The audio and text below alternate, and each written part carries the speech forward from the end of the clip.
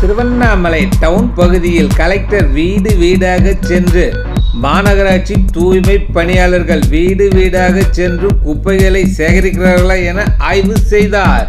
திருவண்ணாமலை மாவட்ட ஆட்சித்தலைவர் தர்பகராஜ் திருவண்ணாமலை மாநகராட்சியில் மேற்கொள்ளப்பட்டு வரும் புதிய பேருந்து நிலைய கட்டிடம் கட்டுமான பணிகள் குறித்தும் பூமாலை காய்கறி வணிக வளாக கட்டுமான பணிகள் குறித்தும் மேலும் குடிநீர் திட்ட பணிகள் குறித்து சாலை மேம்பாட்டு பணிகள் உள்ளிட்ட பல்வேறு திட்ட பணிகள் குறித்து மாநகராட்சி அலுவலகத்தில் ஆய்வு மேற்கொண்டார். திருவண்ணாமலை டவுன்ஹால் பள்ளியில் காலை உணவு திட்டத்தின் கீழ் பள்ளி மாணவர்களுக்கு காலை உணவு வழங்கும் போது மாவட்ட ஆட்சித்தலைவர் தர்பகராஜ் நேரில் சென்று பார்வையிட்டு காலை உணவு தரமாக வழங்கப்படுகிறது என ஆய்வு மேற்கொண்டு மாணவர்களிடம் கலந்துரையாடினார்.